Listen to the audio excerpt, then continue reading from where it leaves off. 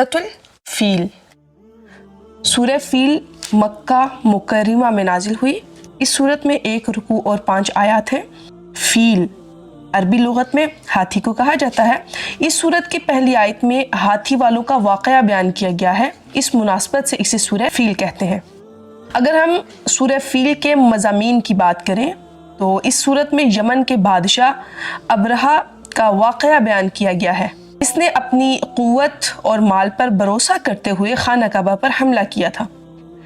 अल्लाह ताला ने इसको माल दिया था और इसको यूँ महसूस होता था कि मैं मालो दौलत के बलबूते पर खाना काबा को गिरा लूँगा।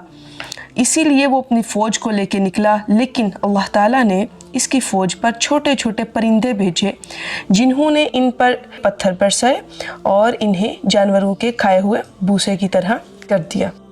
अल्लाह रब्बुल इज़्ज़त अपने महबूब करीम सल्लल्लाहु अलैहि वसल्लम पर कुरान पाक नाज़िल फरमाते हैं और फरमाते हैं आ क्या लम नहीं तरा आपने देखा, कैफा कैसे, फ़अला किया, रब्बुका आपके रब ने भी अस्हाबिल फील हाथी वालों के साथ। यहाँ पे अलम तरा का जो माना है वो है जानना, मुत्तले करना या मुत्तले होना।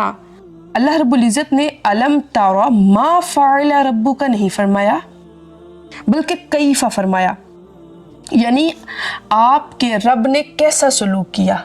मकसद ये है कि इस वाक़ये का ज़ुहूर उस सूरत में हुआ कि इसका हर पहलू इंसान को महवे हैरत कर देता है, हैरत में मुब्तला कर देता है कि अल्लाह रब्बुल इज़्ज़त ने किस तरह अपने घर की हिफाजत की। तो फरमाया अलम क्या नहीं, तरा आपने देखा, ए महबूब आपने नहीं देखा, कैफा कैसे, फ़अला किया, रब्बुका आपके रब ने भी अस्हाबिल फील हाथी वालों के साथ। आ क्या लम नहीं, यजअल बना दिया, क्या नहीं बना दिया, कैदहुम उनकी चाल को, उनके मकर को, उनके फ़रेब को, फी तौलील तबाही वाला। क्या नहीं बना दिया अल्लाह ताला ने उनके फ़ेल को, उनकी चाल को, उनके फ़रेब को, फी तौलील तबाही वाला, व अरसला और भेजा, अलैहिम उन पर, तैरन परिंदे और उन पर परिंदे भेजे, अबाबील, अबाबील कहते हैं झुंड या टुकड़ियाँ। तो क्या नहीं जोक दर जोक, ग्रोह दर ग्रोह, झुंड में उन पर परिंदे भेजे। तरमीहिम वो फेंकते थे उन पर, वो मारते थे उनको, बिहिजारतिम मिन सिज्जील कैंकर के पत्थरों से। वो उनको हिजारा पत्थर को कहते हैं, सिज्जील कंकर के पत्थरों से मारते थे। फजअलहुम पस बना दिया अल्लाह ताला ने हुम उनको, अल्लाह ताला ने उनको बना दिया का अस्फिम माकूल खाए हुए भूसे की तरह। अल्लाह ताला ने उनको खाए हुए भूसे की तरह बना दिया।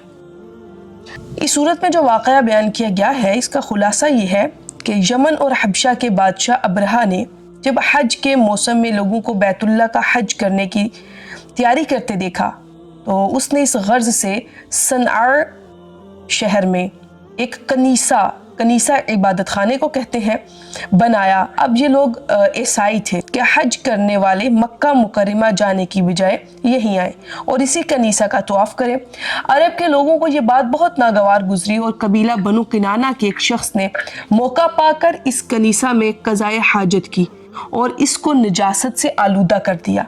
जब अबरहा को ये बात मालूम हुई तो इससे बहुत गुस्सा आया और इसने कसम खाई कि वो काबा मुअज़्ज़िमा को गिरा देगा।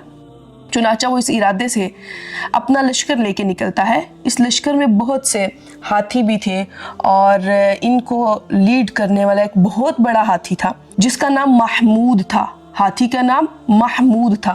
अब अबरहा जब मक्का मुकर्रमा के करीब पहुंचा तो इसने अहले मक्का के जानवर कैद कर लिए।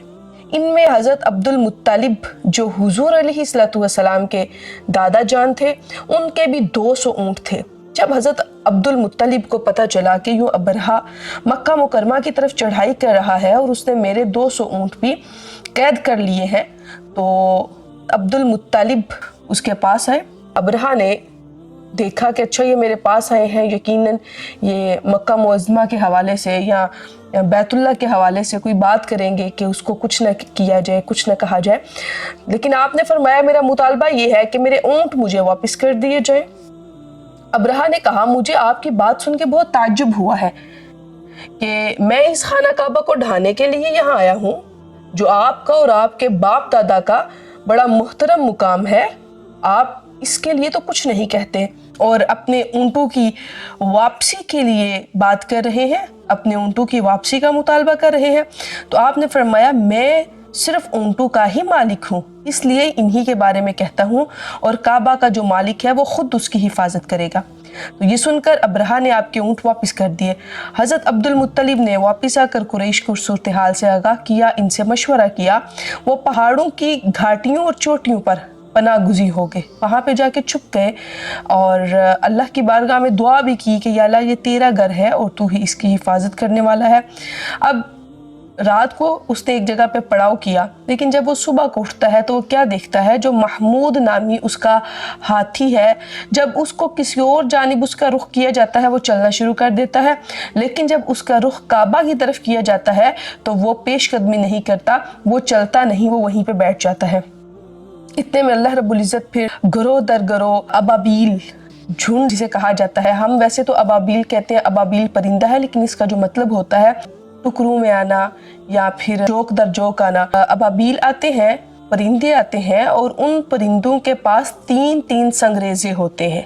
एक परिंदे के पास 3 संगरेजे होते हैं, एक संगरेजा उसकी चोंच में और 2 उसके दोनों जो पाँव होते हैं उसके अंदर होते हैं, और वो ऐसे बम्प की तरह होते हैं कि जहाँ जहाँ पे वो गिरते जाते हैं उनके सर से होके उनके जिस्म में जाते हैं और वहीं पे तबाही हो जाती है। कुछ लोग बच भी जाते हैं, बल्कि अबरहा तो वापस अपने इलाके में चला जाता है, यमन में वापस चला जाता है और वहाँ पे इसको फिर बीमारी लाहिक हो जाती है, फोड़े और फिंसियाँ निकलती हैं, जिसके बाद फिर वहीं पे इसका गोश्त गिरना शुरू हो जाता है और उसे इबरत का निशान बना दिया जाता है और वो मर जाता है। तो अल्लाह ताला चाहते तो उसको वहीं पे जहाँ पे वो रुका था, मक्का मुअज़्ज़मा की तरफ चढ़ाई करने के लिए जा रहा था, वहीं पे अल्लाह ताला उसको इबरत का निशान बना देते या वहीं पे मर जाता, लेकिन उसका वापस पलटना इसलिए था कि अल्लाह रब्बुल इज़्ज़त दिखाना चाहते थे कि जो भी अल्लाह के घर की तरफ जाने की कोशिश करेगा या उसको ढाने की कोशिश करेगा तो उसके लिए सिर्फ तबाही है और तबाही के अलावा उसके पास कुछ भी नहीं है। तो इससे जो चीज़ सामने आती है वो ये है कि अल्लाह रब्बुल इज़्ज़त जब अपने शियार की हिफाजत फरमाना चाहता है तो अल्लाह ताला अबाबील से भी काम ले लेता है, यानी छोटे छोटे परिंदों से भी काम ले लेता है। और इसी तरह जब वो अपने दीन का काम किसी से लेना चाहता है, वो किसका इंतखाब करता है, वो किसको चुनता है, ये उसी की तौफीक से ही मुमकिन है। लिहाजा अल्लाह ताला की ताकत को कभी भी चैलेंज नहीं करना चाहिए। इंसान को उसका माल नहीं बचा सकता, जैसे कि हमने पीछे भी सूरह लहब में पढ़ा था कि अब्बू लहब के पास बहुत माल था लेकिन उसका माल उसको नहीं बचा सका। आगे मज़ीद सूरतुल हुमज़ा में भी हम इस मज़मून को पढ़ेंगे। चूँकि माल का ही तज़किरा क्यों किया जाता है, इसलिए कि मोस्टली लोग अपने माल पे तवक्कुल कर बैठते हैं और वो ये समझने लगते हैं अच्छा हमारे पास तो बहुत माल और दौलत है, हमारा बच्चा बीमार होगा या हमें किसी किस्म की परेशानी लाहिक होगी तो हम इससे निकल जाएंगे। तो लिहाजा कुरान पाक में और भी बहुत जगह इस मज़मून को बयान फरमाया गया है। अल्लाह ताला फरमाते हैं कि महशर के दिन अल्लाह की बारगाह में तुम्हें तुम्हारा माल नहीं बचा सकेगा। बारहा इस चीज़ के बारे में बताया गया कि तुम जो भी जमा कर लो, गिन गिन के रख लो, लेकिन महशर के मैदान में वो तुम्हारे कुछ काम नहीं आएगा।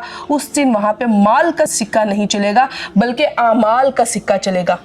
लिहाजा हमें इस चीज़ की तरफ तवज्जो देनी चाहिए और हमें इस चीज़ का इल्म भी होना चाहिए कि अल्लाह रब्बुल इज़्ज़त बेनियाज़ है, उसको हमारी किसी भी चीज़ की ज़रूरत नहीं, और अगर हम आमाल भी करते हैं तो वो भी हम अपने ही लिए करते हैं। अल्लाह ताला की तो इबादत करने के लिए फ़रिश्ते ही काफ़ी हैं, फ़रिश्ते ही बेशुमार है وہ جو سجدے میں ہے وہ قیامت تک سجدے میں رہے گا، جو رکوع میں ہے وہ رکوع میں رہے گا۔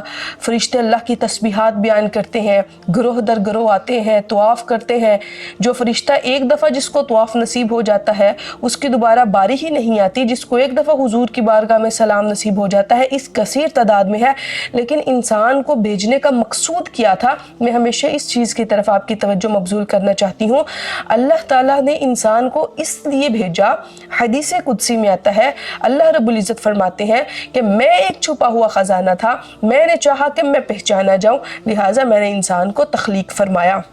اور اس مضمون کو ہم سورۃ البقرہ میں بھی پڑھتے ہیں کہ جب اللہ رب العزت نے بنانا چاہا انسان کو تو فرشتوں سے مشاورت کی۔ جب فرشتوں سے مشاورت کی تو فرشتوں نے کہا یا اللہ ہم تیری تسبیح بیان کرتے ہیں، پھر تو انسان کو کیوں بنانا چاہتا ہے؟ یہ تو فساد برپا کریں گے۔ تو پھر اللہ رب العزت نے فرمایا جو میں جانتا ہوں وہ تم نہیں جانتے۔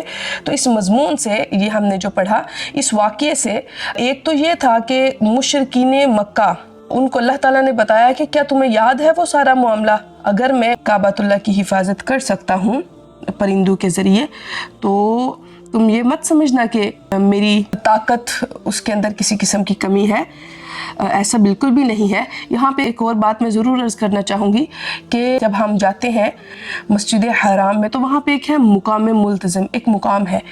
اچھا ان کو یہ یقین تھا جو مشرکین تھے کہ اس مقام پہ آ کے جب بھی دعا کی جاتی ہے تو اللہ کی بارگاہ میں دعا کریں تو وہ رد نہیں ہوتی، تو وہ خوشبو لگا کے صاف کپڑے پہن کے وہاں پہ دعا کیا کرتے تھے کہ اگر یا اللہ تو سچا ہے تو پھر عذاب نازل کیوں نہیں ہوتا، پتھر کیوں نہیں برستے۔ تو اللہ رب العزت نے پھر قرآن پاک کی آیت نازل فرمایا جب تک میرے محبوب تم میں موجود ہیں اس وقت تک میں عذاب نازل نہیں کروں گا۔ یہ ان کو بتانے کے لیے بھی تھا، اور اس صورت سے اس امر کی طرف بھی اشارہ ہے کہ اہل مکہ تم میرے حبیب کی دعوت توحید کو بڑی بے رحمی سے جھٹلا رہے ہو، اس کو بڑی بے رحمی سے ٹھکرا رہے ہو، اور ان بتوں کو الوہیت کے نظریے سے درست سمجھتے ہو یا بیش قیمت سمجھتے ہو۔ تمہیں عام فیل کا وہ واقعہ بھول چکا کہ اس روز تمہیں اس لشکر جرار سے کس طرح نجات دی تھی، کس نے عالم غیب سے پرندوں کے جھنڈ بیچے تھے، کس کے حکم سے ان پرندوں نے سنگ بازی کر کے تمہارے دشمن کو بھی تہس نہس کر دیا تھا۔ تو ان کو بھی توجہ دلائی جا رہی ہے۔